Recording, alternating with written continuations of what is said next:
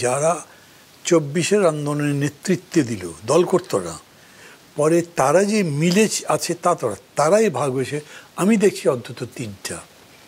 তারা জাতীয়ভাবেও নিজেদের মধ্যে যথেষ্ট মানে কথা কাটাকাটি বাক বিতণ্ডা হচ্ছে, একজন আরেকজনকে দোষারোপ করছে। বৈষম্য বিরোধী ছাত্র আন্দোলনের প্যানেল, বৈষম্য ছাত্র আন্দোলন তো নাই এখন, বা আছে, তাদের সাথে যারা আছে বাকসাপ যেটা করলো গণতান্ত্রিক ছাত্র পরিষদ বা সংসদ, আর তারা ওদের সাথে নাই। আবার তারা তাদের নামে করছে না, তারা স্বতন্ত্র হিসেবে করছে। এই সব থেকে বলছে তারা নিজেদের আইডেন্টিটি ঠিক করতে পারছে না, কী নামে আসবে। আমি বলছি যে ধরেন যে দল করে তার কিন্তু একটা কমিটমেন্ট আছে, হয়তো চাঁদাবাজি করে কিন্তু তারপরেও সে কোনো জায়গায় বাধা আছে।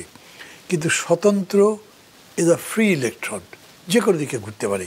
তাকে যদি ধরেন সে নির্বাচিত হয়েছে, নির্বাচনের পরে তাকে বলা হলো আজকে এই ছাত্রদের দাবি, ওই যে অতীতে ওই মারা গেছিলো তার জন্য আমরা এটা করবো, সে যদি বলে আমারও দায় নাই, ও তো স্বতন্ত্র, মানে কোনো পার্টিকুলার কমিটমেন্ট যে জায়গা নেই। কিন্তু আমি মনে করছি এই নির্বাচন ২৪-এর এই চেতনাকে উপেক্ষা করে এড়িয়ে ডিঙিয়ে যেতে পারবে না।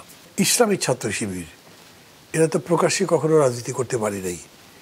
এখন তারা এই প্রকাশ্য বাতাসে কমফোর্টেবল ফিল করছে নাকি আগেরটাতে তারা কমফোর্টেবল, এইটা আমার কাছে খুব প্রশ্ন। তারা তো বলছে যে মানে তারাই জিতবে, এরকম আওয়াজ আছে তাদের।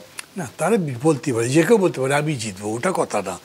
কিন্তু তারা কমফোর্টেবল, তারাও তো দলের পরিচয় দিচ্ছে না।